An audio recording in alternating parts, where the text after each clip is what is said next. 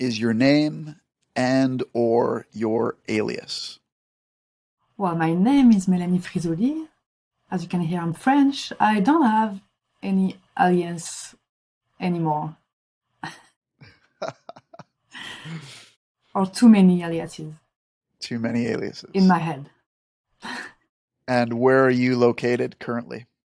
I'm in Montreal right now. Cool. Love Montreal.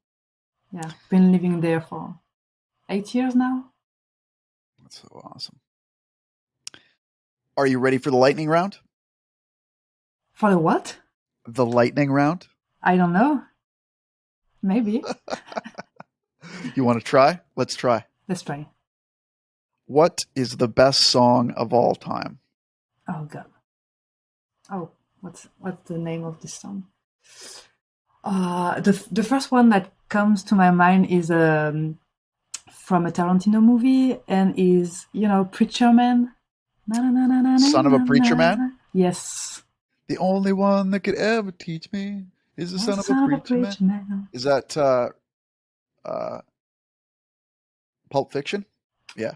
I guess, yeah. Probably. Nice. Great answer. Why would you say that? Why would you pick that?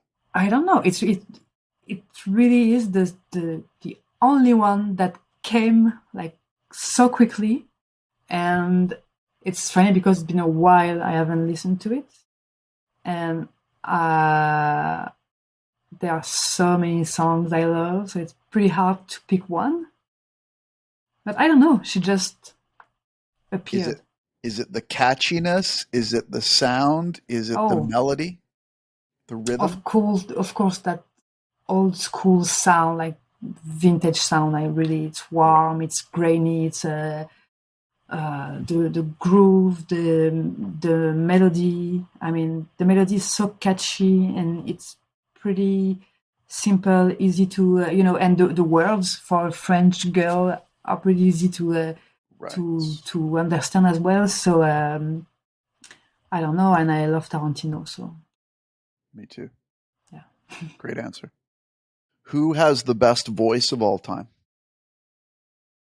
It's funny because I'm not into soul music, and I don't want people to think I'm into soul music. But I guess, well, the first one who came was Aretha Franklin. But like quickly, I really tell you what's inside my head right now, which is weird, but Aretha came, and suddenly Nina Simone was like, "Hey, do you forget me?"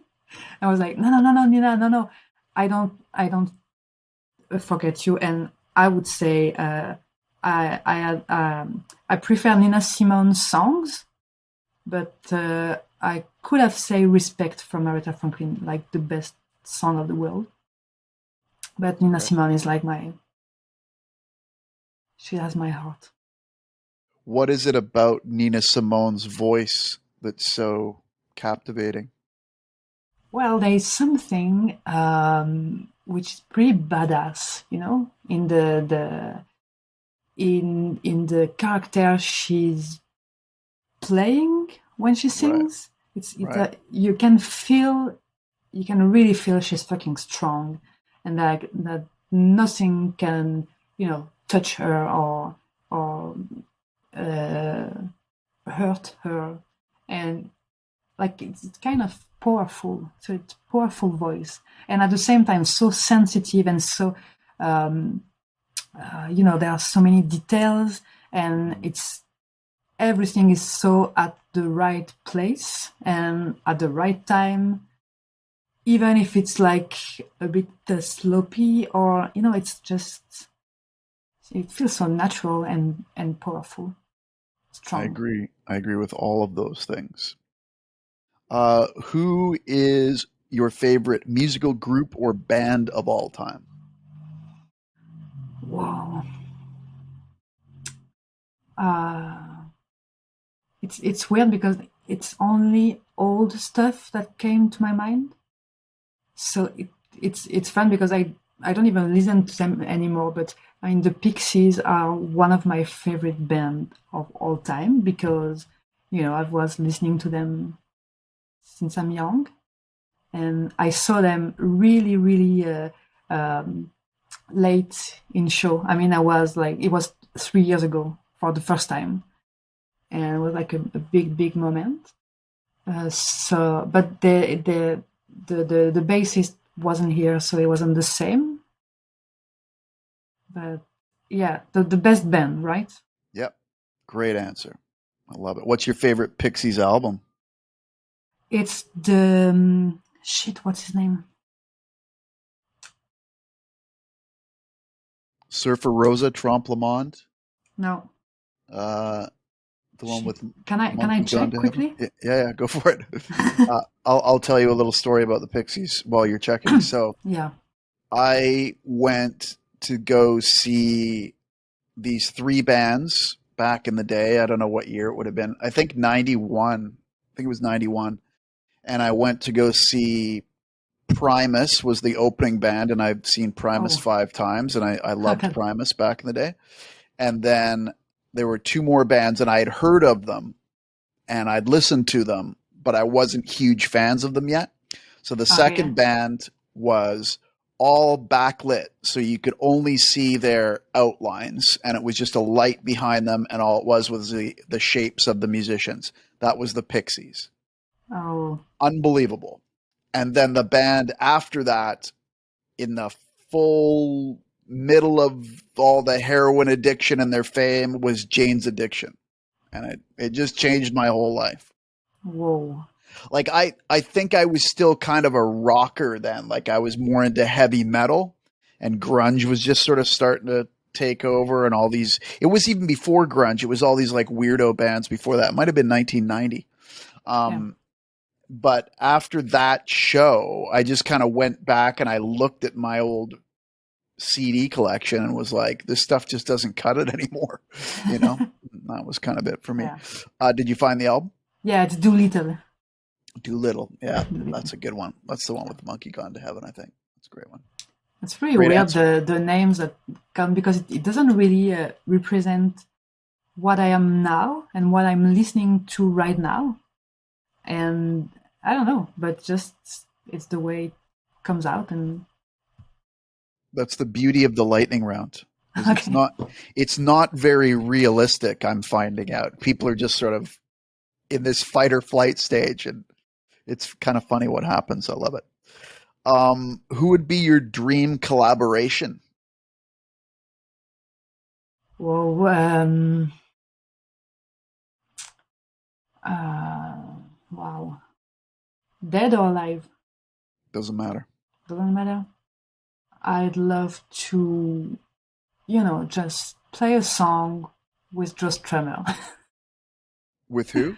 Joe Strummer from The Clash? Oh, Joe Strummer. Yeah. Cool. Or I could, like make a featuring with Faced or Cat Power. More Cool. actual girls, and yeah. I love it. Love Feist. Yeah, she's cool. And she's Canadian. Shout out Feist. Shout out Canada. Um, Laptop or recording studio? Well, I'm 100% laptop. I knew you'd say that. I know I'm gonna disappoint you. It's not a disappointment. A lot of people say that. I think I would say that, actually. Yeah, I mean, maybe like a few years ago, if you asked me this, I would have answered the studio, but I don't go to studios anymore. I mean, the Right. studios I'm going to are like studios where I bring my laptop, I plug it into the interface, and I just enjoy the many speakers I have around me. That's the thing. I think a lot of people feel that way, and me included. I mean, I love the recording studio. That's my place. But the laptop, the plugins, the the the the the condensed nature of it, the fact that it's all right there in front of me, it's all, I can save it and I Mhm. can take breaks. Yeah, You just can't beat it. It's unbelievable. and endless possibilities. I mean, you can just Endless possible. stretch your audio, compress it like like really sculpt it like you want. Right. Studio, it's great when you know the studio really well and you can be really creative because there are limitations, Right. which are really cool. Sometimes you can get lost in your computer because you can do so many things you don't know anymore what you wanted to do. Right. But yeah, it's difficult to have access to a studio if you're, I'm a sound engineer, but I'm mixing in the box. I'm recording in different places, but not in a studio. It's like the last time was a band who called me to record their album, and they were like, "Okay, we have this shitty room, and we want to record there." I'm like, "Okay, let's do this." And we tried some old school combination of microphones, and we recorded live and with a bloom line technique or some stuff really fun where you have to pick the right place for the microphone and just always listening. It's another job actually. That's great. I love bloom line technique. It's my favorite one. It's my favorite stereo miking technique. What's your favorite audio effect, like delay, reverb, compression, EQ? I would say EQ, actually. The big family of EQs. I mean, it's the most underrated effect for beginners. Even intermediate people, they're like, I don't care about EQ, just like cut the low end of each sound except bass and kick, and it's like pretty basic, but all the thing you can do with EQs. I mean, I'm all about sculpting my sound, and it's priceless. Just like, I don't know, it's pretty nothing to say about it very very much, but it's powerful, and you have to dig into EQs to really understand them, to make everything sound the way you want. It's not distortion, it's not about delays. I love reverb actually, but I'm working a lot about on space. What is space in music, and where is it, and how you can achieve some spatial polyphony in your sounds, and but EQ, man. I would say EQ. Great answer. Love it. What's your favorite plugin, like VST or maybe Ableton Live plugin?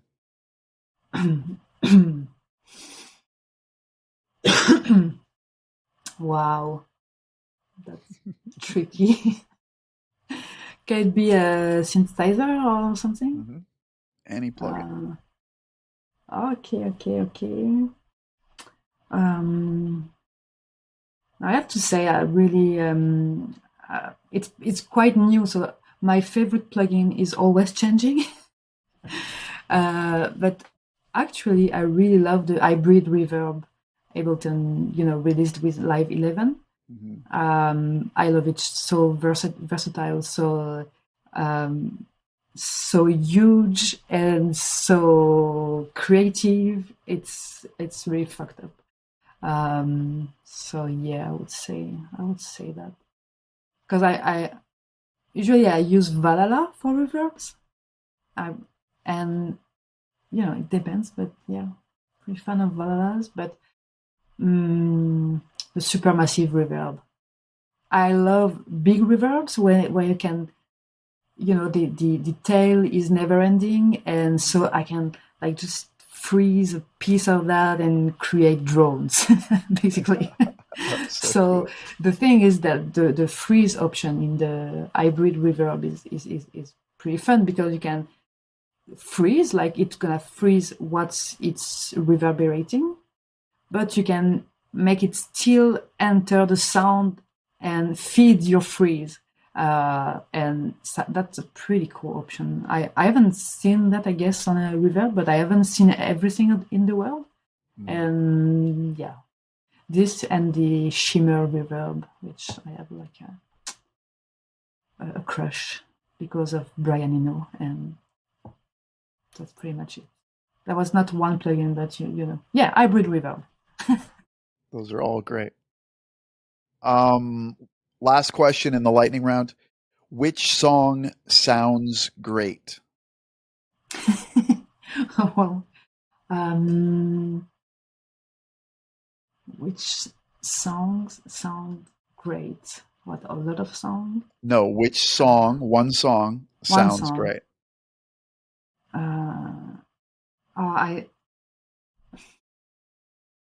I would say, shit, what's the name? Well, I can say another one, but I love the sound of the Kills. You know that band? The Kills. It's like Kills?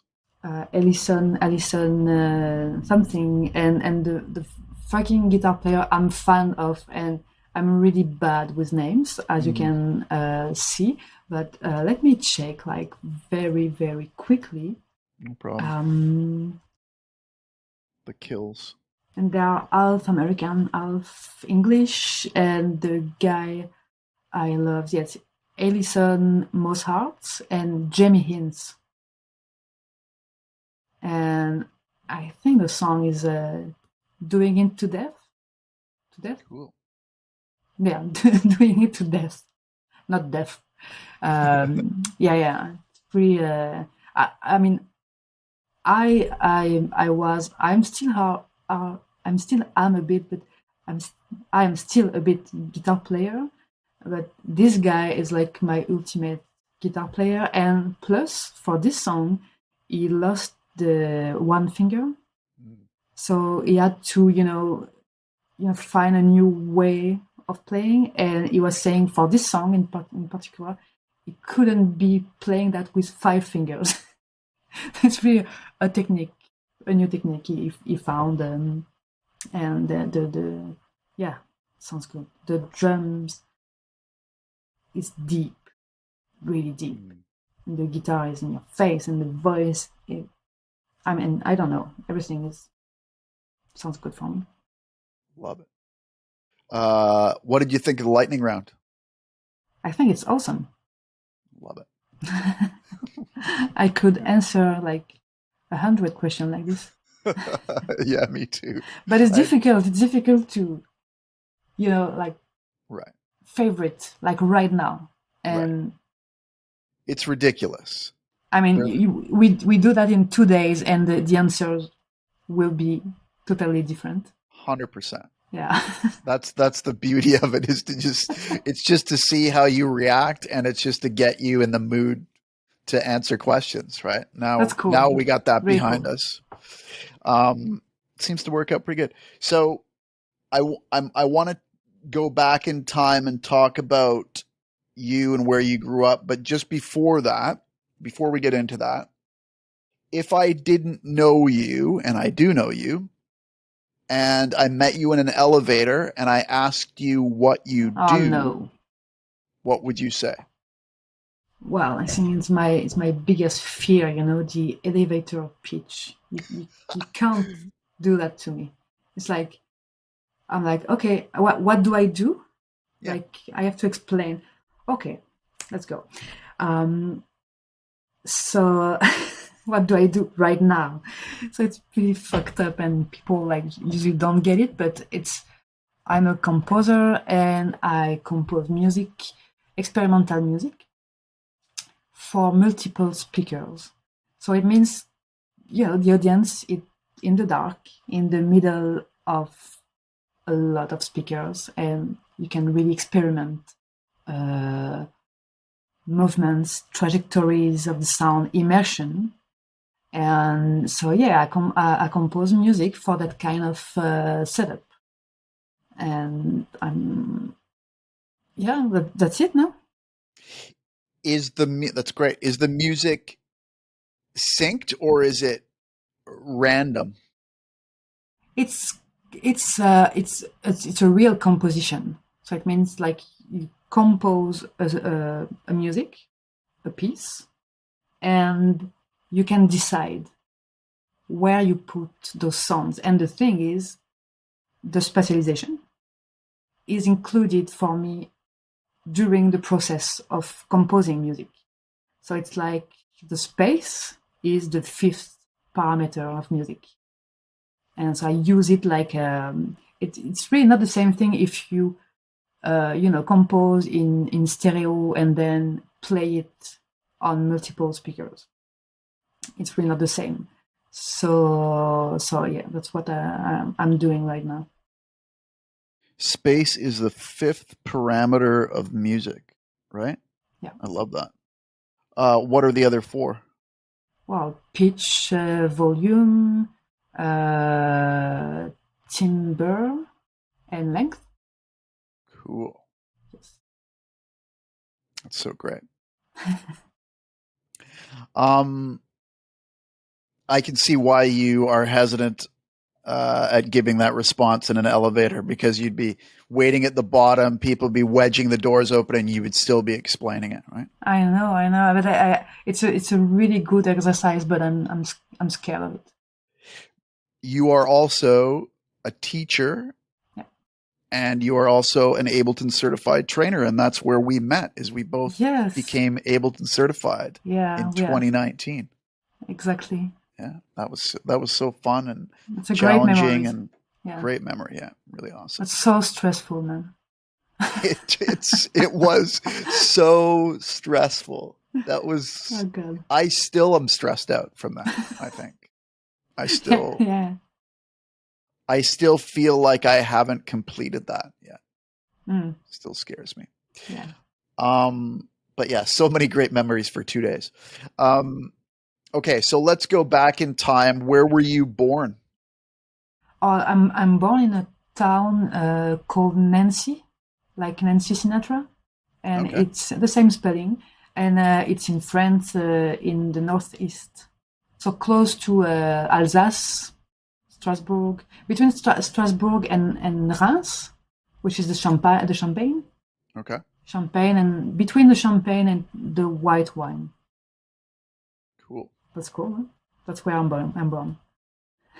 Can you tell us about an early musical memory? Okay, yeah. Yeah, I was stealing in secret my father's guitar, and I used it to fake playing on Dizzy Missy Lazy, the Beatles. And so it was pretty rock and roll for me at the time. I don't know, I was like 6 or 7, and I found that rope in the garage, and so I tied it. How do you say? I put it on the guitar. Yeah, anyway. Like for a strap. Like a strap, so I could playing stand up. But I was jumping on the bed, and like I think looking at me in the mirror in my parents' bedroom with the fucking sound. I don't know where were my parents, honestly. But they were in the house. I mean, for sure, I wasn't alone at 6 or 7 in the house. But yeah, big sound. The Beatles, like the most excited song of the Beatles, and me just jumping on the bed with my father's luthier guitar. And you know what happened next? It fell. The strap broke. The guitar broke in 2 pieces, man. Whoa. At the middle, and it was well, I don't know if it's well known in Canada, but in France there's a place with a lot of luthier, and it's in Les Vosges in France, and so the guitar came from there, and so I had a bad day after that. Were they able to fix it, or was it just? Well, yeah, my father wasn't really he wasn't a professional guitar player, and also I don't think we had a lot of money at that time. Not now they are rich, but it's not true. But it was like maybe they had like 3 children. I have 2 brothers, and I don't know. It didn't take the time to bring it Right. to a proper guy, just to fix it like properly. And instead of that, he fixed it himself. So he put some glue on a fucking luthier guitar, some glue, and I don't know, man. I mean, it's this guitar is still at my parents, and the you can see, it's a it's not well done, so you can really see the glue on the guitar. It's not even like, but it's fixed, and it's been working since 30 years now. Cool. Um, that is interesting because it must have been sort of an exciting memory for you to be rocking out and air banding with the guitar, and then to just have that devastating thing happen in the middle of it. Yeah, I Um, think that's why I remember it, because it was at the same time so powerful, like right. feel the music that way, and to believe I was playing it, and suddenly just go back to the reality, and you just broke a guitar, and you're gonna have a really, really big argument with your father. So That's a lot of yeah, stress and memory. yeah. Did, did you, in that moment or soon after that, did you say, I want to start playing an instrument or I want to be a rock star? Or did you have any like ideas like that after that? No, actually, no, because it's somehow appeared too difficult to be an artist, and when you're not aware that you can be a professional without being Beyonce, and so I don't know. I was more or less like how could I say that? We had to, with my brother, at each month of September, choose an instrument and a sport. So, we can have a good balance in life. And so I made a lot of sports. I was really into sport when I was young. And I took courses of violin, of flute, of piano a little bit. Cool. And then I think at 13 years old, I was like, no, I think I want to play guitar. And then I started with classic guitar, Hmm. and then my uncle came with an amplifier, and it was the end of the classical guitar, I guess. And then it was, I was 13, 14, and it was there was this grunge thing, and then just playing Nirvana songs and stuff like this. That's so cool. And then at that point, did you think I want to start writing my own songs or were you happy just playing other people's songs? I wrote my song like quickly, really quickly. Even if I couldn't play, properly guitar, I yeah, I wrote my songs. They weren't great, Of but course not. they were mine. Right. and And I guess, yeah, because the thing is, the first gig really came early because I was 17. So, yeah, 3 years after discovering amplifiers, I was on stage playing stuff, playing covers, of course, but also a few songs I wrote. Cool. Can you tell us about maybe the first time playing live? Was it a nightmare? It usually is. It was a fucking nightmare, but a happy nightmare, because at the time, I don't know,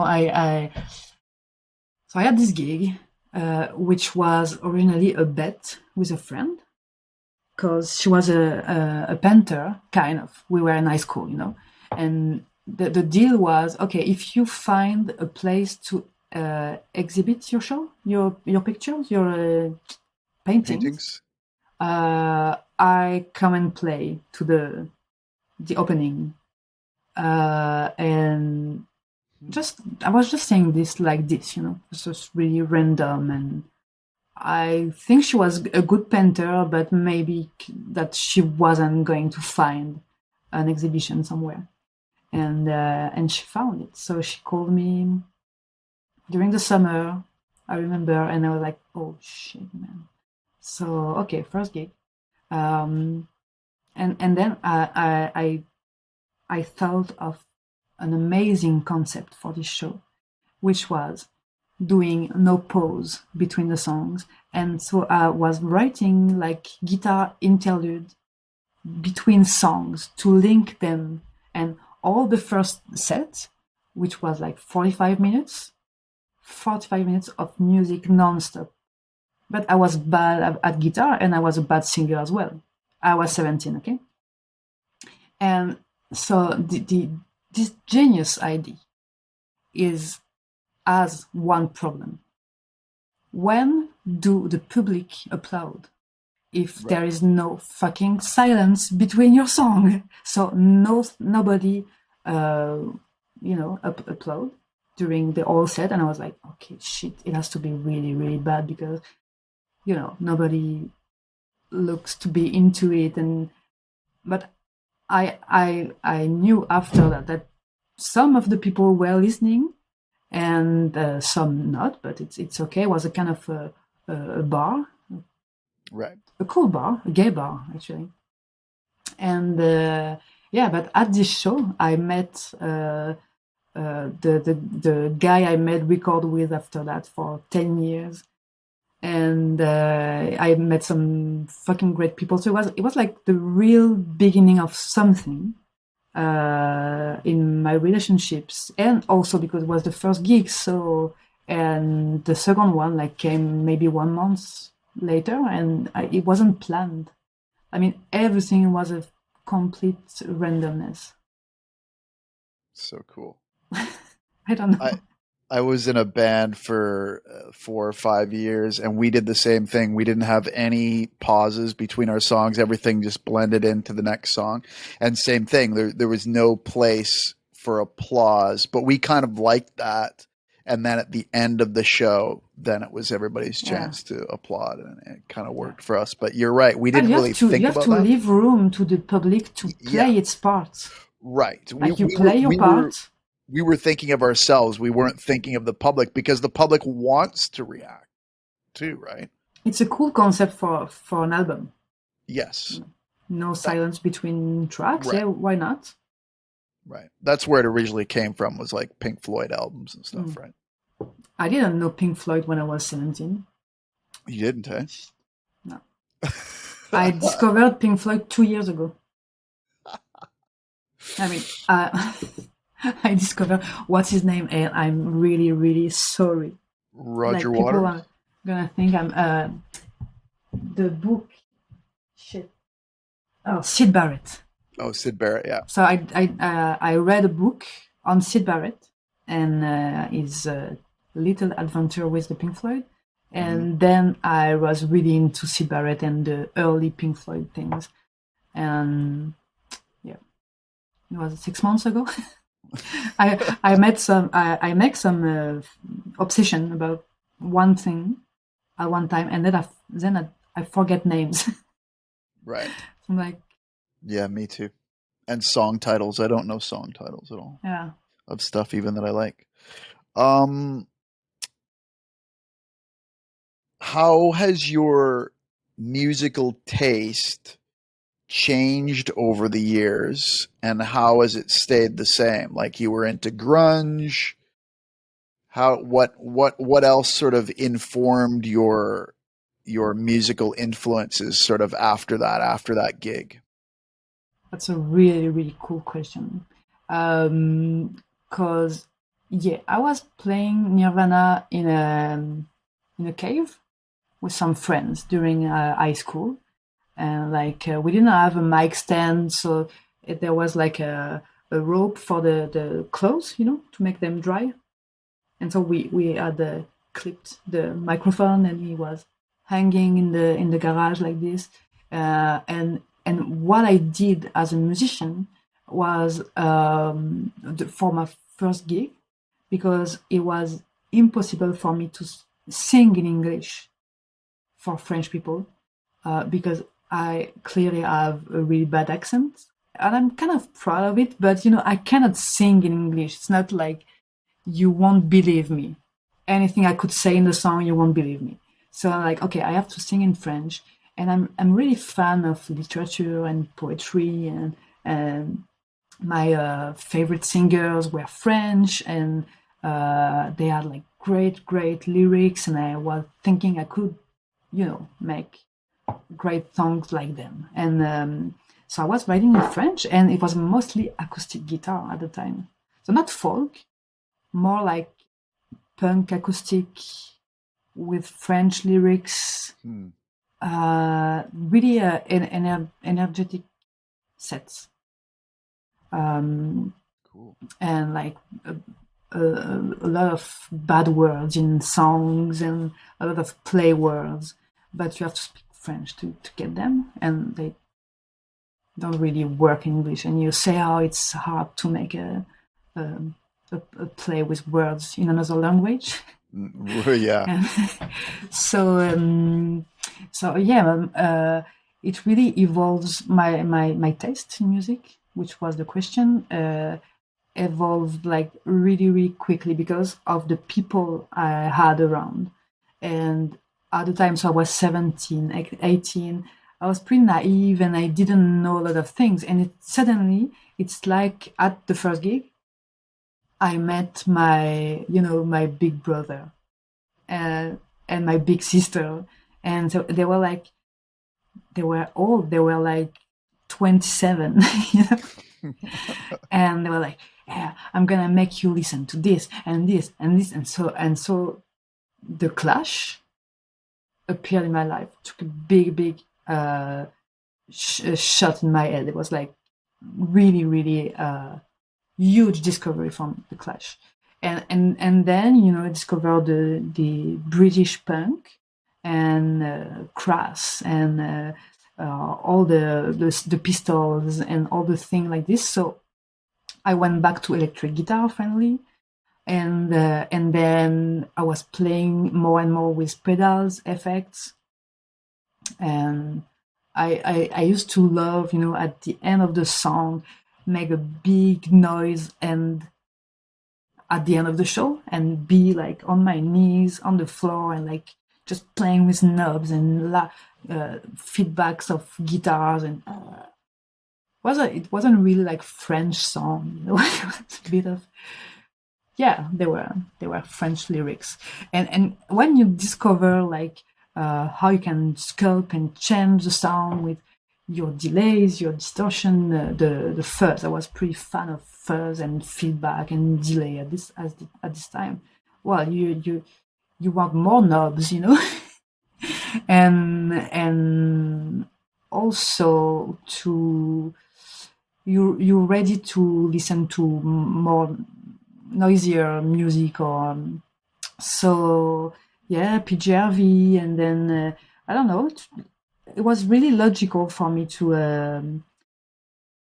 I think you can really educate your ears, and so the more you listen to music, the more you can go deeper in the more obscure style of music or things like this. So your ears are ready for further exploration as well.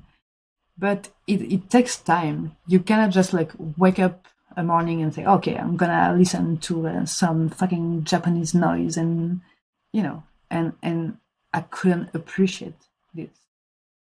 And but it was long, and then I wanted to. I went to a lot of studios to record my records, my albums, and there was a bit of frustration each time. I don't know if it's because I was a girl. I'm still a girl, by the way, but there was something between sound engineers and one album. We were recording this in a big studio in Paris. It was really great, and the sound guy, was telling me like, well, you should take off your effects on your guitar because we will. It's I know it's cliche, but it's fucking true, because we'll take care of them at the mix. So that's a killing sentence, But I was 25 at the time, more or less. And he was like 50, and I was like, okay, sure. But I had to play my part without my effects. It sounds weird. And you know what? It never put my effects on my guitar. So it's like a dry guitar, fucking weird. So that to say, I wanted to become a sound engineer.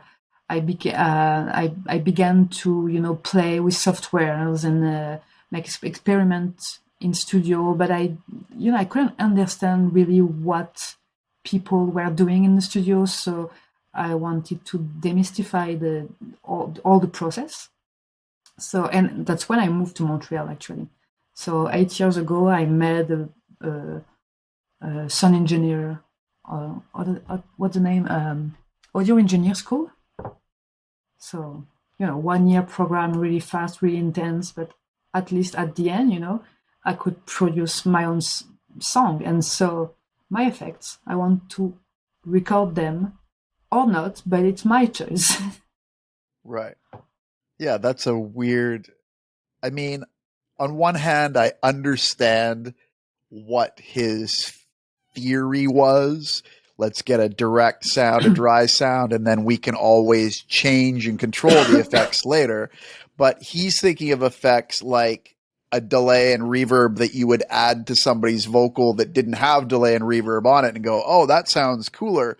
Your effects were part of the parts. They were part of the sound. You'd never heard the parts without the effects on them before. That would be like taking Edge's delay off his guitar. It would sound weird. And after the school I met, I was like, okay, just plug my fucking guitar in a DI, and then you take the through and you send it to the amp, and so you would have both. And it's the perfect world. Exactly. So I'm a bit hungry, still hungry again, that man. Okay, but isn't that the whole reason you got into production, though, was to sort of fix that? If that's the case, then I think it's kind of good that happened. Yeah, you know what I mean? Yeah, like if you had an amazing experience in that studio, you might have still been like, oh, that's not something I do. That's just that's something that guy did. But because it went bad, you were like, I'm going to fix this. I'm going to do it myself. Yeah, but the thing is, if the album were great and sound fucking well, I'd be rich and famous now, and I could just, call the best sound engineer in the world and just not do it by myself. No, I'm just kidding, but yes, of course, I thank all the sexist men I met, because it's because of them I'm working so hard in my area. Right. That's funny. I honestly think, I'm sure there's some sexism going on there, but I think he would have said the same thing to a guy. He would have been like, oh, I'll do all the effects later, and then not. Well, I'm not sure, because we never know, but right. I think it took me for an amateur. We weren't like well known. We were in a fucking big studio where there were all the stars in France recording. Gainsbourg recorded there. A lot of well-known artists. Serge Gainsbourg. And I met. I ran into Feist at the studio. It was recording in the studio downstairs with Gonzalez. So it was, nice. Like that kind of people, and we weren't playing in the same league. Like, okay, so maybe the guy was like, okay, they're young, they're a bit bad, and right. Didn't want to have my shitty effects. I don't have enough. I don't remember what I was using, but maybe it was really bad, So, maybe he was right the whole time. But this album is the worst album I made for the sound. It's really Right. I can't listen to it anymore. And right after it was released, I was like completely ashamed by the sound of the album. And I think it was the most expensive album we made. You know, like we had this new label, and it was in Paris, and then I mean, this studio is just amazing. Anyway, It's a studio in Paris. Was everybody smoking cigarettes in that studio? I just kind of imagine that would be the case. Oh yeah. Yeah. And the kind of studio that you smoke between the I was singing, so the between the Right. takes, Between takes, yeah. and a guy is just here to bring me something to eat, something to drink, and I was like, okay, now I can just bring my own beers. Right. But they were really nice, and at the first time, and I'm still impressed. At the first time I met a guy, so there were 3 or 4 people from the studio working with us for the sessions. And so one guy for the drink and blah blah, but also cleaning the recording room, and one guy on Pro Tools, and he was working so fast on Pro Tools. So okay, I was just beginning to work on, I don't know, I think I had a crack of Nuendo at that time, and I saw the guy like magical hands on his keyboard with the mouse, and all about shortcuts, and really so fast, because after I learned Pro Tools, and I made some session as a recording engineer with Pro Tools, but I was never able to go as fast. But maybe that's why I'm a fan of shortcuts right now. Right. You I learned was them so early. impressed. That's so awesome. Okay, so that's how you sort of got into music production, from being an artist, and now you're in the studio and you're recording all this stuff. Um, I've got a sort of abstract question for you, and answer it however you want. What is music production? Well, I think it's a lot of things, because there is as much music production than producers almost, and Mm, when we speak about music production right now, it's, I don't know, the first thing that comes to mind is like a young guy, mid-20s, doing some trap. That's weird. That's what comes to my mind. But music production is, the only thing is to produce some music right. recording music. I don't think I produce music. I compose, and I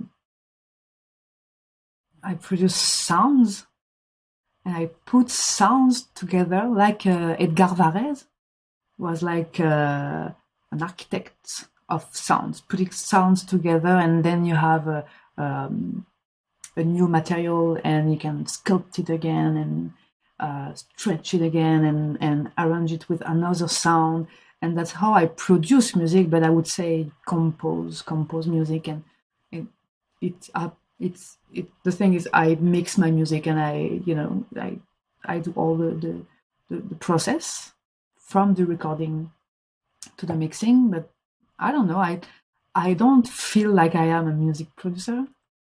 I'm a music composer who produce her own music, kind of. Are you a sound designer? I'm yeah, I can say that. I would say so too. Um, when did you first hear about or get introduced to Ableton Live? Well, it was 8 years ago, during the school I made here in Montreal, and it was just like maybe a really short introduction to to Ableton. Ableton wasn't that huge at the time, I guess, but it was like becoming It was on the rise, yeah. Oh yeah, but on a rise like this. Right.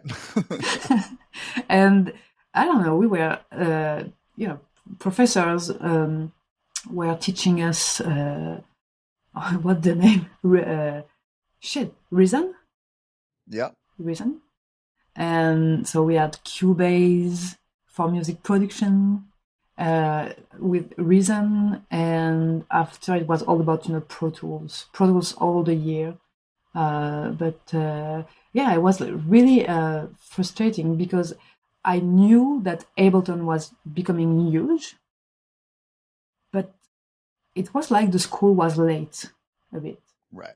And so I, in parallel of my school, I went to another school who gave Ableton lessons.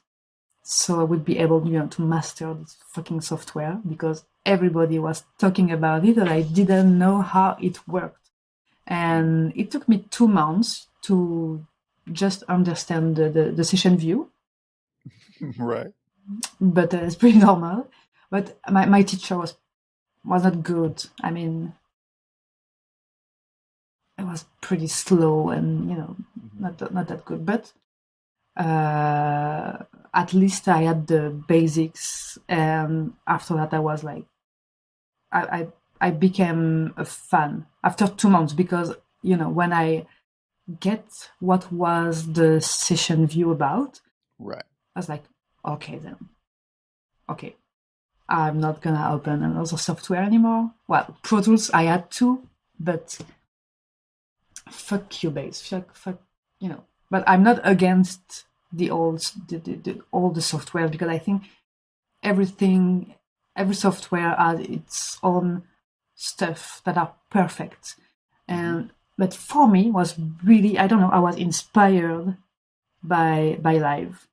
And so yeah, and quickly I was making an album at the time, so I made a few songs. Was my first production, really production. And so yeah, of instrumental songs, I made them in Ableton. And then I was like watching tutorials, reading the manual. I was like, digging really, really strong. And then I graduated from school, and a few months later I went back. So I took a meeting, and they were scared because they thought I had something bad to tell them. And I just like give them my CV, my curriculum, my I don't know, CV. Yep. Okay. Resume and, CV. And told them you should really, really take me to give some Ableton courses in the program because it's not normal. You're still on Cubase and Reason. I'm sorry. and they did. Cool. So I was teacher really, really quick. I didn't even know everything on the software. Right. And but I've learned a lot like this by teaching. Best way to learn is to start teaching. Yeah. To break your teeth on questions from students. Right. And you're totally right about the session view. I think a lot of people just never understand it. And I think it's really important to just understand it conceptually. Mm-hmm. And then just like for you, it clicked after 2 months. And for me, I just didn't get it. And then somebody just said one sentence to me. It was the second or the third Ableton Live class I had. And what was this sentence? So my buddy Gisto was teaching us, and he was showing us the clips in the session view, sort of like, here you can put, you've got all these boxes for clips. And he goes, you could put anything in there. You could put a whole song in there if you wanted to. And my brain just instantly got session view. I was like, I could put a kick drum in there. I could put a drum loop in there. I could put somebody else's drum loop in there or my drum loop in there. I could put a MIDI loop in there. I could put a whole song in there. And everything will be going at the same tempo. And that was it for me. I just got it. I just went, this is a matrix of possibilities for like I almost went into more of a DJ mode. Like Mhm. I am now able to just fire off this matrix of possibilities. And now when I teach Ableton Live, I sort of I explain to people if you've used another DAW before, you're going to love arrangement view, and that's great. And I get it. And you'll love arrangement view. But I'm going to show you session view, and I'm going to show it to you first. Because if I show you arrangement view first, you'll be way too scared of session view. So Yeah. I just dive right into session view, and I just show them, I sort of try to show them what blew my mind really quickly and Mhm. get them doing stuff really quickly. And then I go, okay, now let's move over to arrangement view, which is more the linear thought left to right, which I think most people, even if you haven't used a Yeah. DAW before, can relate to, right? But it's almost like driving a car. I want to teach them the hard way first and then show them, oh, there's an automatic version of this car too, where you just leave it in one gear and it just Yeah. does it automatically. Well, I'm pretty much like you. I mean, there's like this course we're giving in Montreal, and it's like in 4 courses. So, and 3 levels, so 3 by 4 courses, so 12 courses at the end. And I think during the 3 first courses, I'm only in session view. Right. I speak a little bit of arrangement view. It exists, don't worry, but we'll do it later. And until they are really, really hooked and by the session view. That's why I work, because I think Me too. and it's powerful to use both. Really, 100%. jump from one to another, and vice versa. I mean, it's the important thing, the different things than other that the AWs don't have. I agree. And I think this is true with, with any software. Everybody's going to use it in a different way. But I think if you show me 100 Ableton Live users, they will all use it differently because Yes. there's so many possibilities. Yeah, So we many saw things. that also at the certification, like Most definitely. Ableton Ninjas, and like 5 ways of using live, different ways.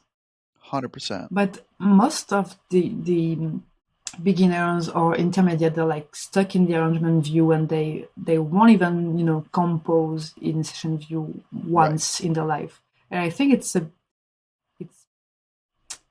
bummer.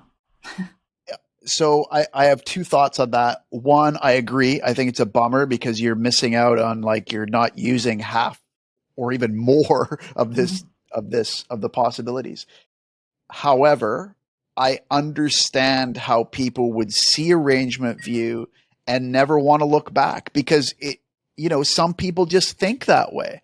Some people start at bar 1, beat 1 and build their song until the end. And it's great. I mean, it's perfect for that. It's so And awesome. I do that as well when Right. I work on electroacoustic music without tempo and stuff. I don't obviously play with loops, and there's no bars, and super nice new feature in Live 11. You can take off the grid, so it's a blank, almost blank, but page, and so that's great for me. I work in arrangement view like big time, but I can.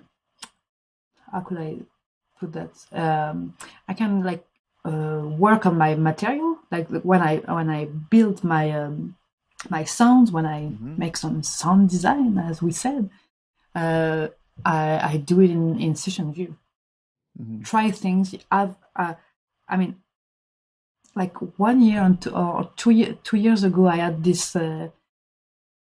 discovery on live, and I was pretty much already good with it, and I was like, okay, in fact, I can be a punk and work really fast with live, with session view.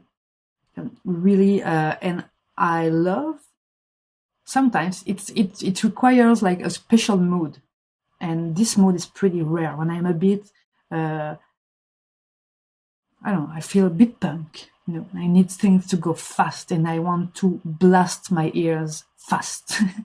So I just like take the sample things, roll down, and close my eyes and like stop anywhere. Just like blindly drag and drop sounds. Just play with them while they're playing. So I'm like warping them while it's playing, and I add stuff, and most of the time it works super great. But they are like random samples or loops I took, and just playing like a punk, and it's like making some free jazz with live. Right. And I like this direct way to work sometimes. Right. I agree. That's great. So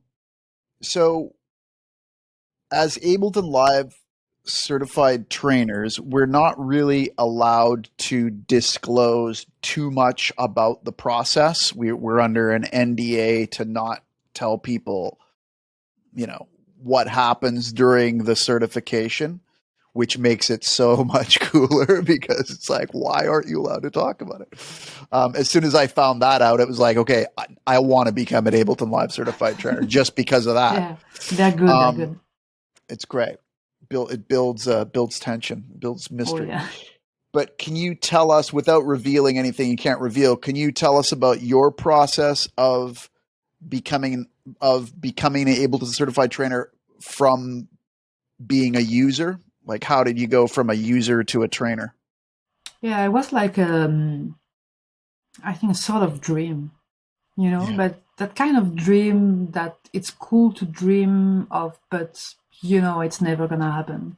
Yep. But I was teaching, which was a good point because I had a tiny experience teaching live, and a few years. I had some private students as well, and I used to go on the website, on the Ableton website, to check if there's any event happening, because I knew, you had to go to a certification event.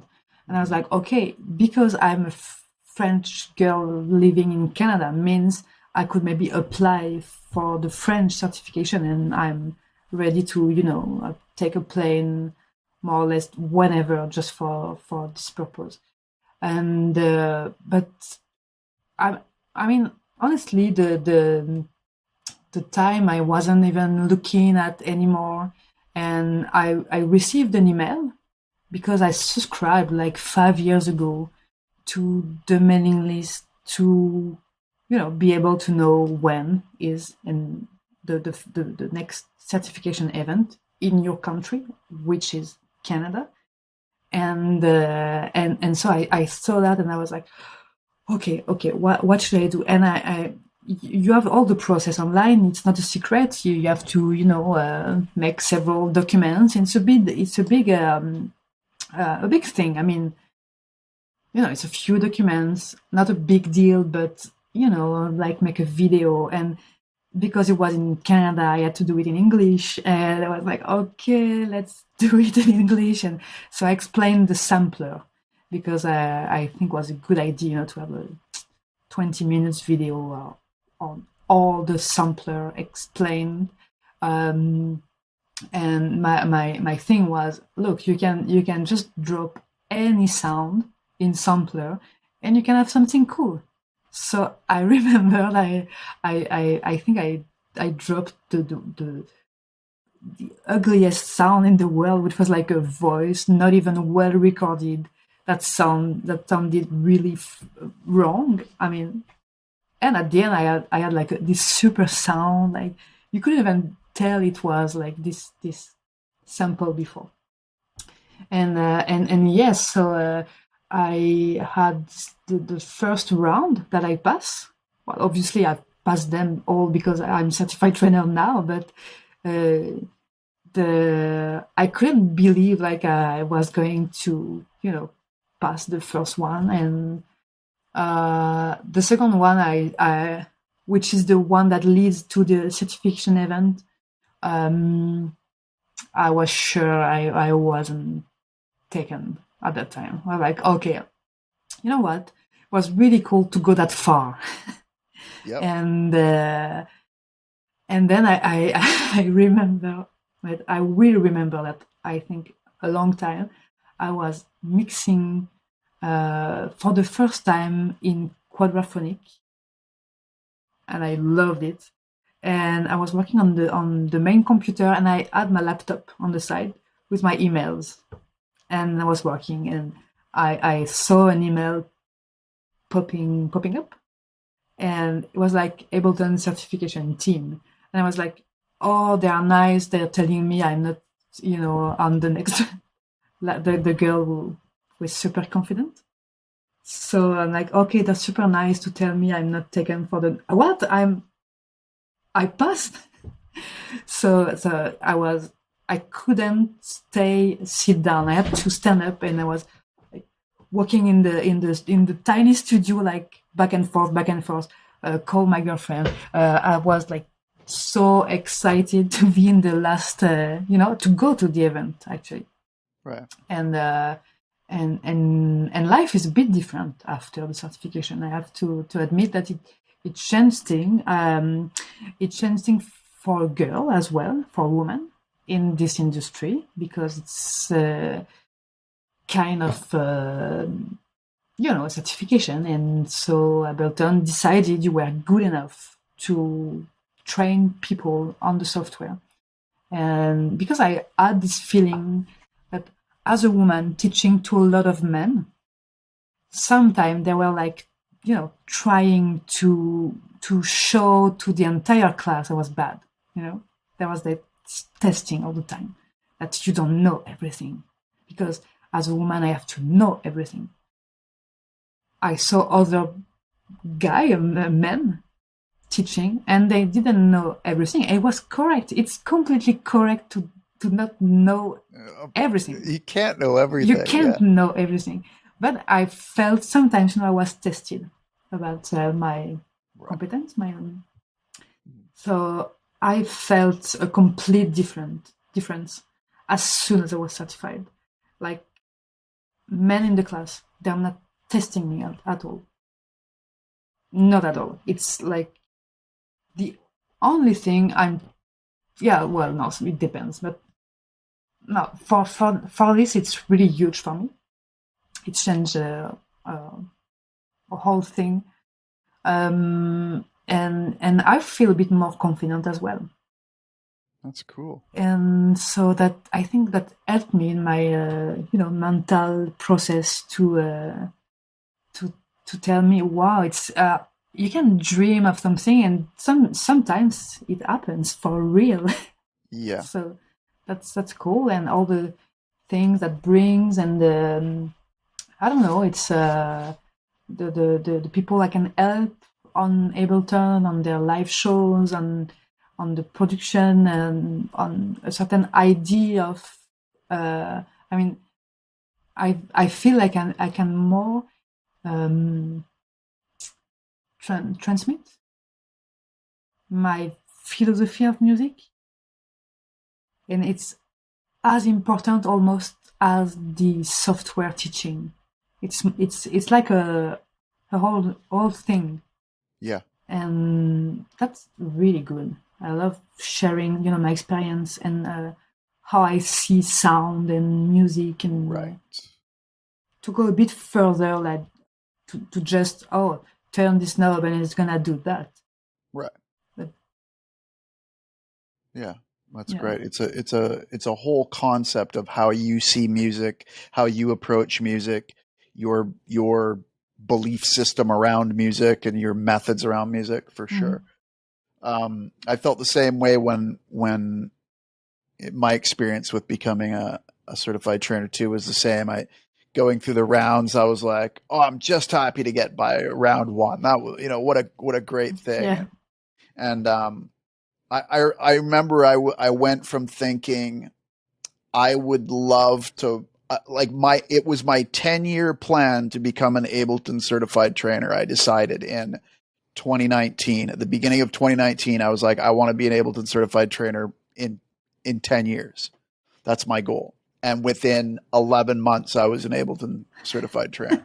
And I was just like, how did that even happen? Like, even now, when I think back to it, how did it happen? It just seemed like the event was in the future. And now I still feel like it's in the future, because it's Yeah, but no time happened. their events are so rare. I mean, it was the second time in Canada. Right. And the first one was like, how many years before? Like 8 years? Long time. Yeah. Yeah. So you cannot know, you can't know when it's going to happen. It's a complete surprise for me as well. It was like, but it was like 3 or 4 years I was, like looking right to see what was happening. I was seeing Hong Kong, Japan, blah, blah. I was like, oh, it's always in Asia and in India. And I mean, that's cool. And I have no problem with that, of course. But I was like, shit, when do they come to Canada? And I felt even once it was in the United States. I was like, come on, we are so neighbors. Close. Like, come on. And the other great thing, of course, was we were just forced into the room with these strangers that now, we all feel like family, like not only the people that became certified, but the trainers themselves. There's 8 of us or whatever it was total. Yeah. And we're just bonded with those people forever, right? Like 2 days. I mean, you guys are luckier because you had some certified trainers in British Columbia before. Right. We are the first one with LP here, so that's great because we are working together. So that's cool because we are only 2 in Quebec and in Montreal, and yes, I mean, it's true. I mean, I feel good when I hang with you guys, Yeah. And the last time we met the anniversary, our first anniversary. By the way, the second is soon, so let's meet. And it was so, I don't know how it can happen, because you can spend a few days with people and you don't create bonds, right? Like those. I know, like I can be in Vancouver and have a big problem somewhere and just call Fuch or Kevin and say, hey guys, I'm here and I have a problem. Yeah, what's going on? And you can do the same if you're in Montreal. I mean, you can 100%. Even come in Montreal and we'll hang out around. And yeah, I think it's trauma. I think it's like we went to war together, right? Yeah.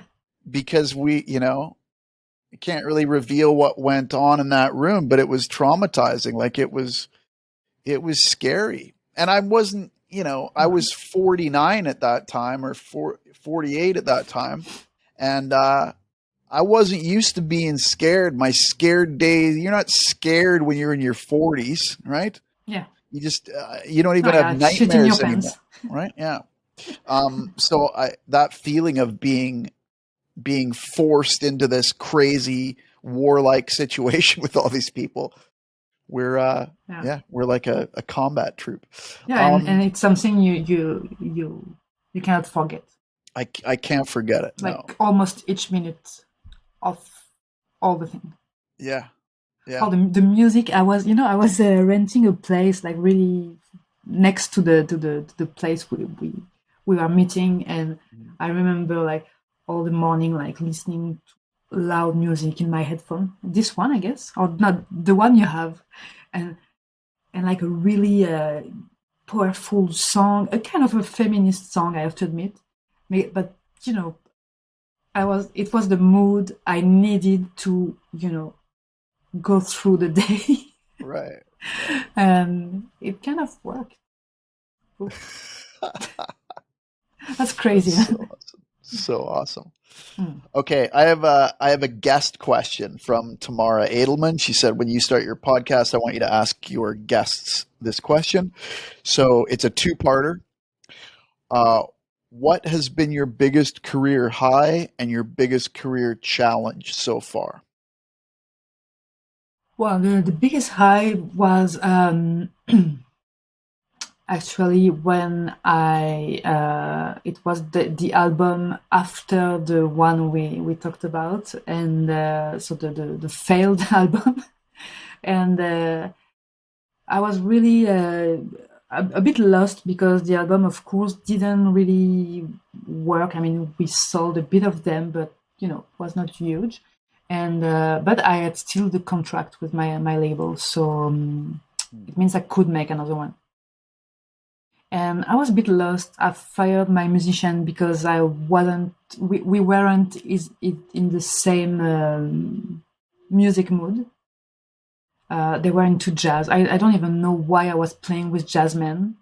They were cool and they played like amazingly well, but I needed like some raw sound and like some deep drums. And I was like, okay. So I started to, make some demos on Logic. I was on Logic at the time, and yeah, but I couldn't make an album like this. Obviously, it was demos, and then I saw this show, and I saw the drummer, and I was like, okay, it's this drummer on my album, or there is no drums on my album. And my friend, my roommate, I was with at the time at the show. So it was a gig of Jessie Evans, who was a girl from Los Angeles. She made a band called The Vanishing, band of the 90s. And the guy playing the drums was Toby Damit. Toby Damit played with Iggy Pop, The Residents, and a lot of big shots, Okay. So I was like, well, we had MySpace at the time. So I wrote him on MySpace. I didn't have the courage to talk to him after the show. So I was like, okay, let's get drunk and forget about it. But the next day I was like, okay, no, definitively this drum and this drummer, they're like the sound I need on my album. So I contacted him on MySpace, and he answered. And at the time I was kind of touring in United States, and we almost met in the US, but we didn't met. But he was living in Berlin at the time. And as I said, I was living in the northeast of France. So it's like, 7 hours driving, because there's no limitation on the German highways also. All right. So you can do it in 6 hours. And so, yes, we met in Berlin. It was the 2nd of January. And it's one of the highest thing in my career to reach a guy like him. But that's not it. It means this guy, I wanted him to produce the album and to be the drummer, which he accepted. Well, we had a budget as well with the label. But the thing is, that guy doesn't come alone. He comes with all his friends. And all his friends meet Kid Congo from the US came, who was the guitar player of the Gun Club, of Nick Cave. He played, I forget one thing. Well, the Cramps. He played with the Cramps. So Kid Congo came for the project, and there are 3 guys from the Calexico band. And then, I don't know, the guy, the guitar player of that song, 99 Luftballon, right. that German song? Nina, yeah. Yeah. No, it's not Nina again. It's what's the name of the girl?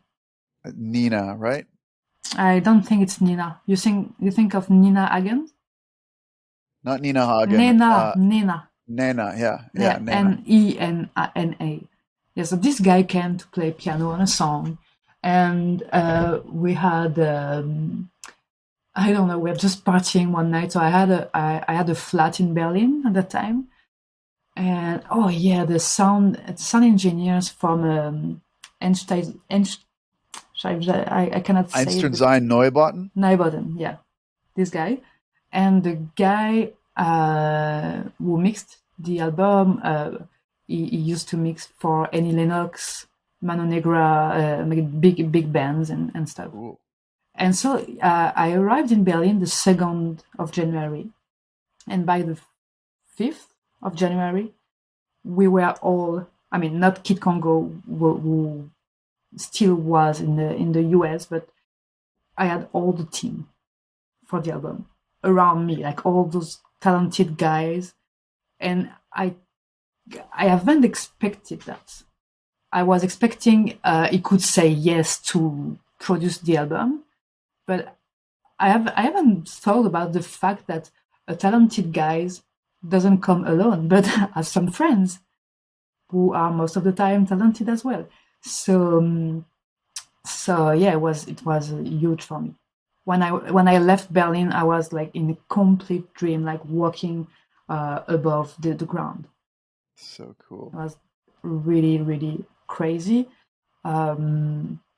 This and the challenging part was after the was a lot of challenging times.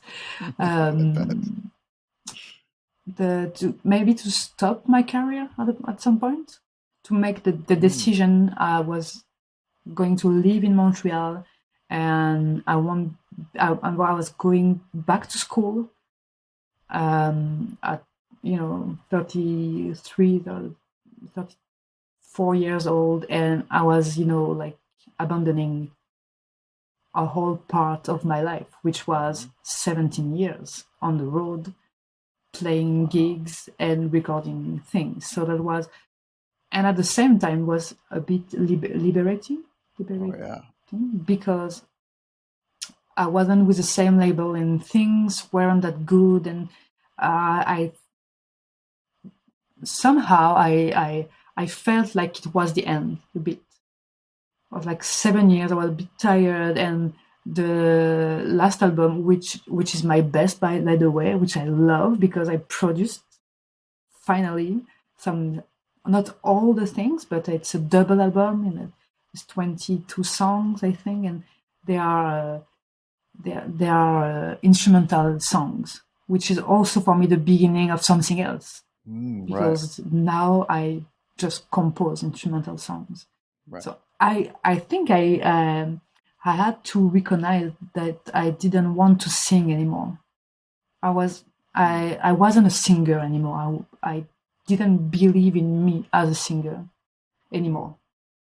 And I think my last gig, I made like 2 goodbye gigs, and the last one was in Paris.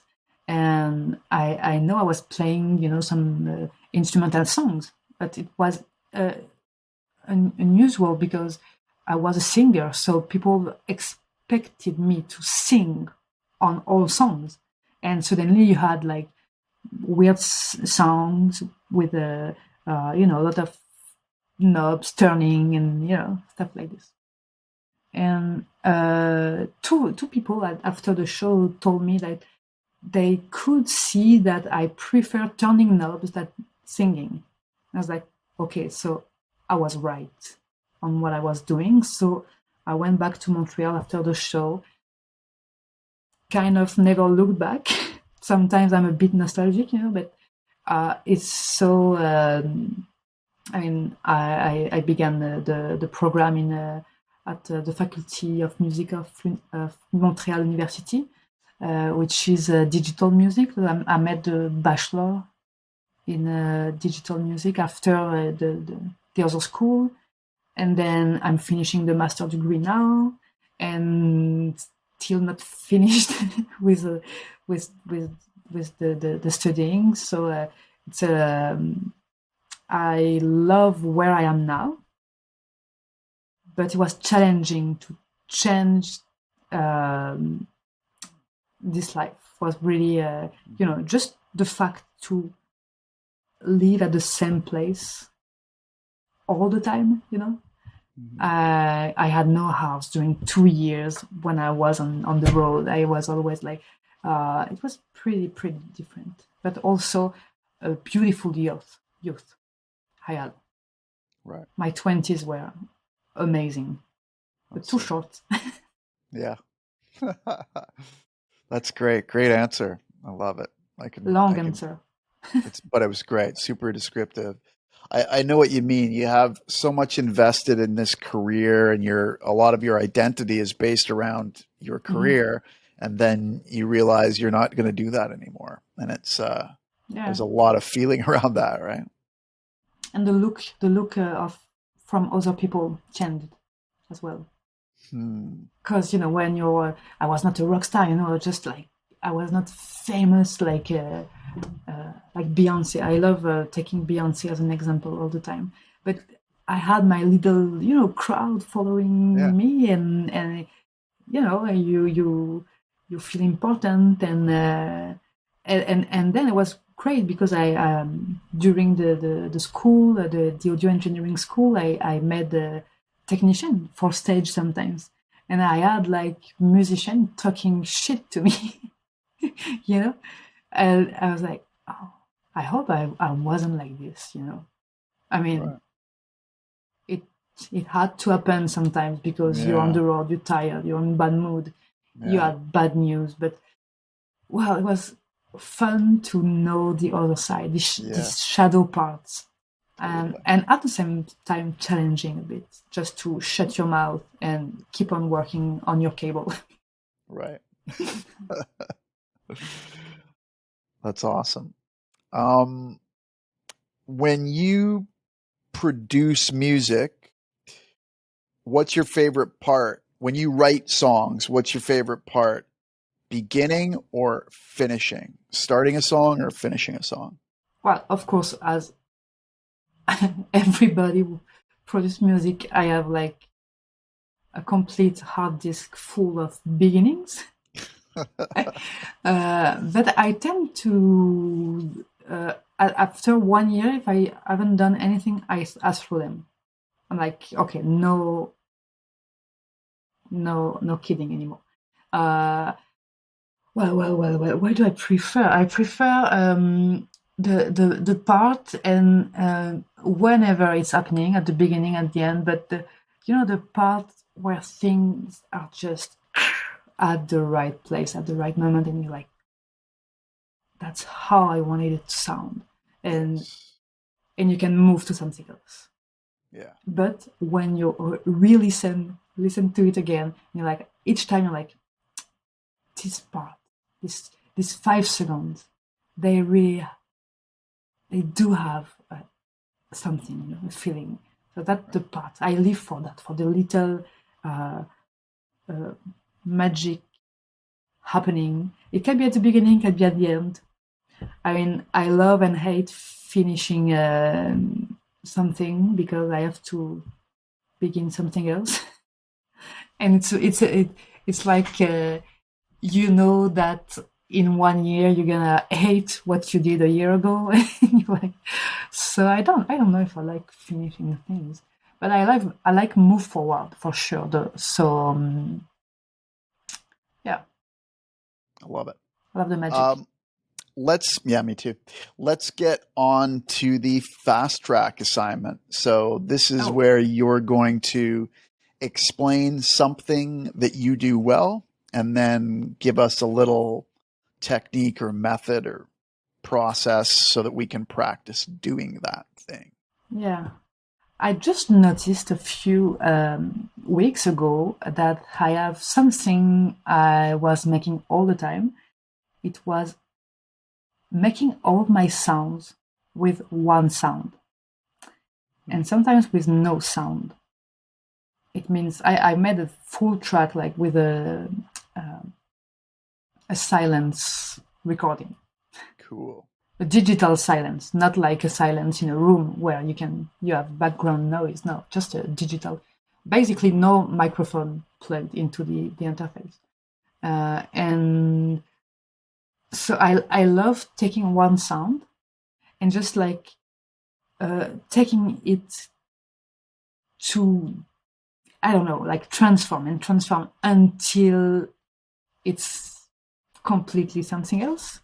And also, what I love is just the music itself, which is, I think, most of it based on theme and variation. So the thing is, you can really go really far with just one drum loop if you play with audio loops, and maybe sometimes you can run into like a beautiful drum loop, but it's all that you have for your song. But it kind of doesn't work because you cannot make a whole song with the same audio loop repeating the same thing, especially when it's a 2-bar drum loop. I mean, after like one verse and maybe one chorus, like, okay, yeah, we get it. And the thing we have to think when we produce music on a computer is to humanize it a bit. And humanize things means variation all the time. And a great way to achieve that with a simple way in life with a drum loop is to use the automation envelopes and to unlink them from their original length. So you can have like endless variation of the same thing. And the one I wanted to show today, but the sound doesn't work on in live right now. It was I'm a really huge fan of not all, but a few algorithms of warp. So for this one, I would use beats. I love trying, multiply per 2, divide per 2 to have just another beat, another rhythm, another speed, in fact. And then you have like, you can automate sample offsets. So it means you can a bit reorganize the time, the events over the time. So that's a great one to delink. I don't know if I'm clear, but you know what I mean? Yeah. Unlink the envelope of the sample offsets and try random things. Take the pen, try random values, and just record, resample, and then you will have endless choices of variation of the very first drum loop. So no boring things, no boring song anymore. Right. And you can have fun. I mean, this is just one automation, but you can just add transposition, little transposition, unlink the envelope as well, plus the sample offset. You can already have crazy things going, and then you can automate, I don't know, anything. You can add some racks, add some effects, and make things move. That's the movement in electronic music, in music made with a computer, is something like an obsession for me. Like, always think about, even if it's in the detail, because at the end, it's how you recognize a really good music producer. It's not huge, the difference. That's just a ton of little details. But when you add all the details up and up and up and up, that makes that huge difference. And making some tiny variation, even if we're not able to tell, even if the listeners are not like, wow, have you heard how the hi-hats move all the time? No, nobody's gonna say that, okay? Unless there is a critical music critical listening course in a school, and if you're lucky to be in the songs they listen to, but nobody's gonna say that. But it affects the brain and the way you listen to music. So our brain needs movement, needs things to not getting bored, and that's how you keep your listener attention. So movement, tiny variation. That's great. I love it. The same way that, when you look at a good drummer, you can like stare at him because you don't know what it's gonna do the next second. It's like always like little things, and it's especially true with drums because there are a lot of instruments in a drum, and because they are making variation all the time. Just bring the chorus, like go back to a good drummer. So yeah, velocity, play with the grid. Yeah. That's great. Can you give us the 5 dimensions of sound again? Or The how 5 would you, parameters. 5 parameters of what sound? So I have the frequency, the pitch, the amplitude, the timbre, the length, and the space. That's great. Well, it's true when you work on sound specialization, but basically, if you have more than one speaker, you can just already make some trajectories and stuff. But the space is also the deepness, Depth, yeah. depth. Thank you. So even with one speaker playing with psychoacoustic things and reverb or delay to create this depth, you can play with space with almost with one speaker. That's awesome. I could see how you could attach the envelopes to those things too, and have subtle variations in those 5 parameters to make excitement from not only from a performance aspect, but also from a sonic aspect. You could. I was listening to a disc, and you know what? I don't remember the name. Like experimental electronic music, but with a beat. What a beat! And suddenly the hi-hat, like one bar, it was normal, okay, and then nothing really magic happened, but the bar after the hi-hat is in a fucking huge reverb, and then go back normal. But all the bar, like or 2 bars, it's not like just one hi-hat, Right. And I was like, yeah, of course.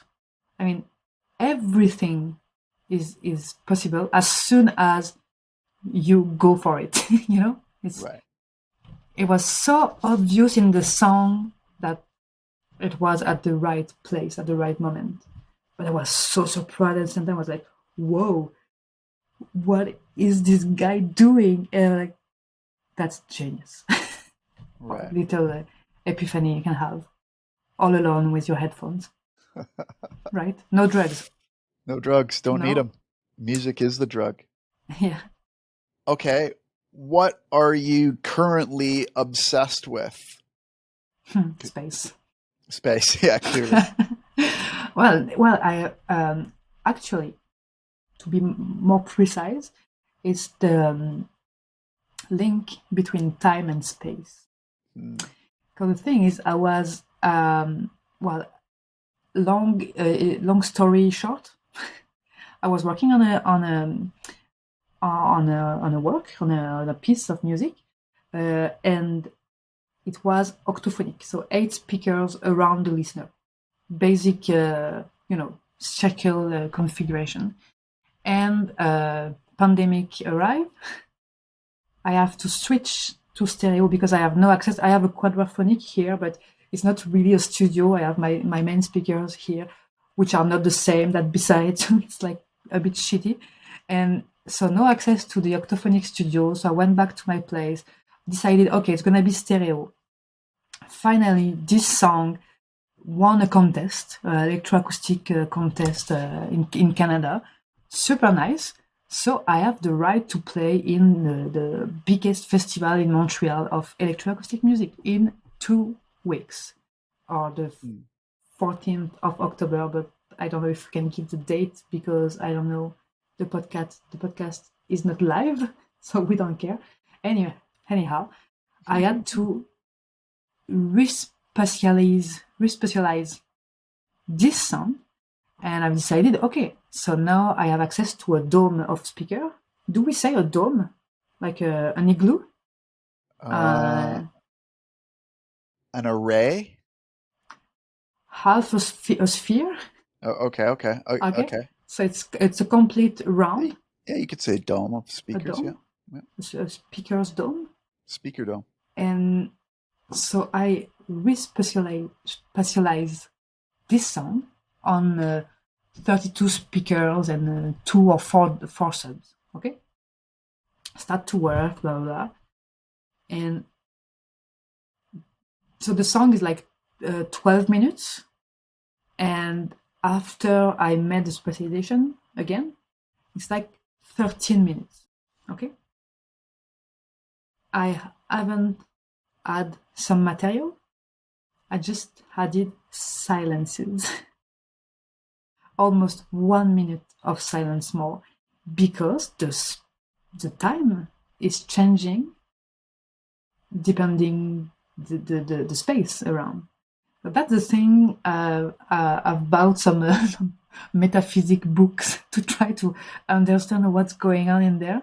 And so, yeah, that's my obsession right now. And the fact also to, just trying, starting a PhD in January. So, starting to be in the mood of research and creation and research. And so back and forth between my books and the studios, and trying to understand more about space, and I think it's a great condition to listen to music as well. The fact to be surrounded by speakers is like our daily situation. Our listening, is in 3D. So why don't we do that in venues? Yeah, because it's complicated a bit and blah blah. But the thing is, also I'm trying to create my own max devices to specialize the sound, and when I do them, I swear I think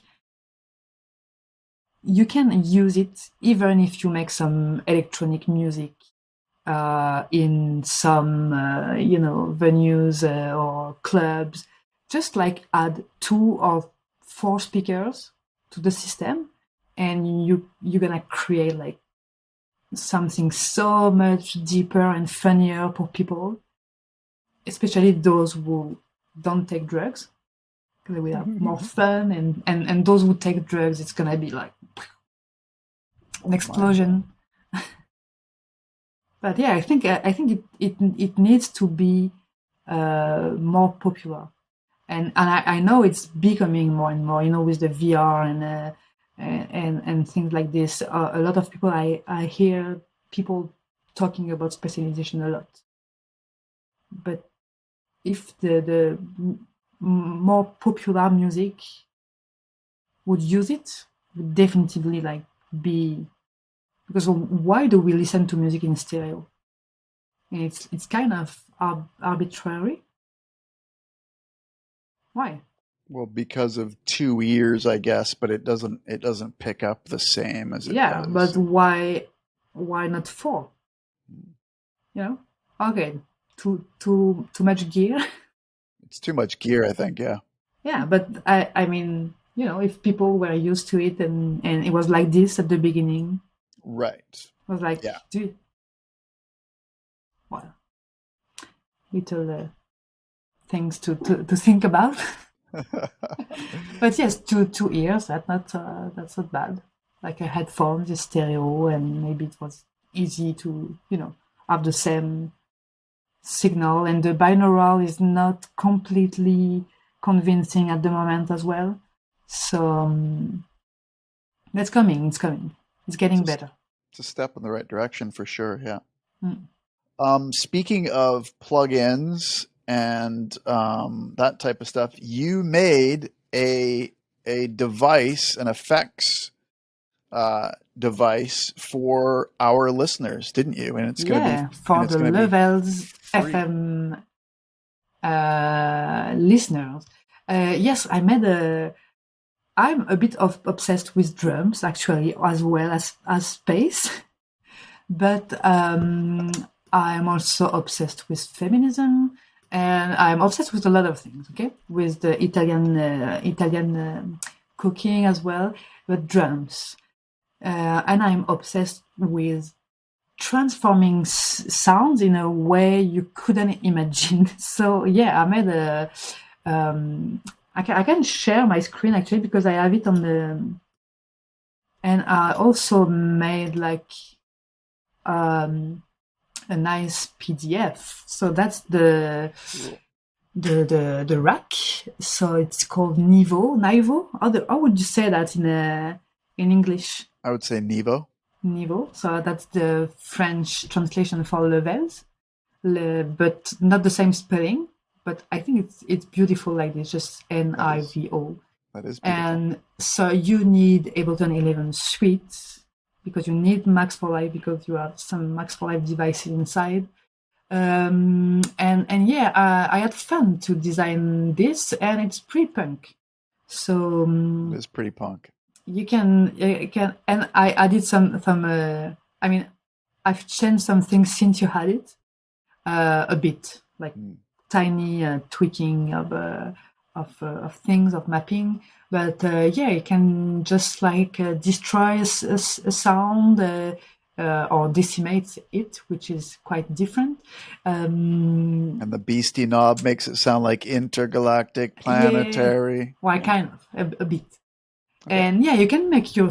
It's really large, so it can be used in many ways. The thing is, you can like make a drone from your drums.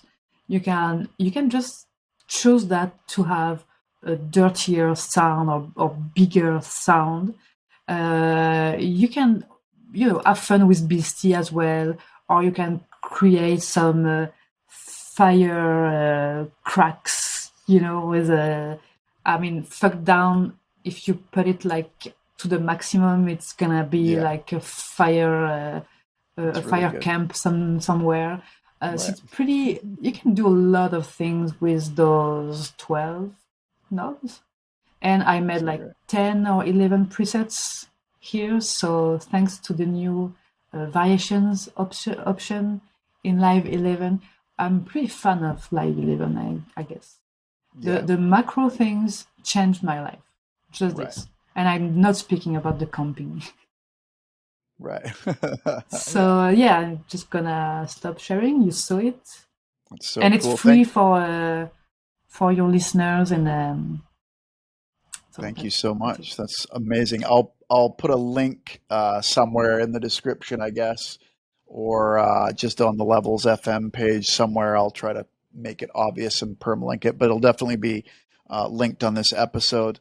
So let's just wind it down. Thank you again so much. That's so awesome. Let's just wind it down, and I'll ask you just one more question, and then I'll get we'll find out where people can find out more about you. But what would be your advice to people that want to get started in music production? Well, I would say, wow, nice. That's a good idea, I guess. I would say pick the best software. I'm not saying what to buy here. And then I would advise to be adventurous. Can we say that? And not be afraid of doing things, even if you don't know everything. And be curious, work hard, work late, work on the weekends. And it's a patience, so it's not easy to sometimes have time to do something else. And yeah, be strong, and you're gonna be rejected, and it's part of the game, and you're gonna be accepted, and I hope by good people, and it's a great way, and I think it's worth it. I think so too. Yeah. Awesome. Thanks so much, Mel. Where can our listeners find out more about you? Instagram, YouTube, your Yeah, website? Where I'm do they go? really bad with social media, but I do answer the messages. But yeah, you can follow me on Instagram, Melanie Frisoli, on my Facebook page, which is Melanie Frisoli, Ableton Certified Trainer. I have a YouTube page which is in French, and I haven't posted new videos since Live 11, so it's not really relevant right now. And I have a website, and you can find all my devices. I mean, all. I made 2 Max devices you can download, and a few racks actually. So you can download them, and they are all free or pay what you want. If you want to give me something, it's really appreciated. But yeah, they are free. I love making effects for drums, so you will find a few of them. And I love drones, so you will have something to make drones as well. So cool. Are you going to make more devices and stuff? Yeah, I guess it's I need time to do that. I need time to just hang out on live without doing a real project. Just like, Right. when you open live and you don't know what's going to happen, most of the time it ends up to be a rack. That's awesome. But yeah. Soon, I guess I wanted to make new presets for operator, which I love, and so yeah, kind of the plan. But I'm pretty busy right now, and I have a lot of stuff to compose and to play and to study as well. So yes. Are you going to do more YouTube tutorials? Those were great. They were coming out like every week Yeah, there for a while. for now, I guess I it's a lot of work Yeah, I know. to do that. So yeah, I have 3 tutorials I have to make because I made a masterclass for Ableton Friends. It's just like I have to make 3 tutorials, which are like some snippets of the long masterclass, just to explain a few concepts. It was a whole masterclass on granular synthesis, which I adore. Love. And so yeah, just gonna make that in a few days. And for my channel, which is really not a huge channel, I don't know. Right now, I don't have time to think about it, and I have I have another dream. It's that in 10 years, I make things like you, Fuji. In 10 years, I'll be a Max certified trainer. What do you think? It's awesome. Hopefully it happens in the next 11 months. Hopefully it's the same No, as it me. can't. It can't. I'm not ready at all. The thing is, it takes really a long time to, it's a wide software. Yeah. So, step after step, spending a lot of time on Max. Hopefully a new update of MatStep, which was the step sequencer I made. And maybe new things coming up.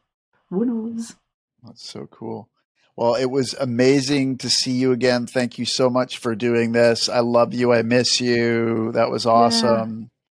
Thank you, Fuch. It's really great. I love your podcast. Don't change anything, and long life to Levels FM.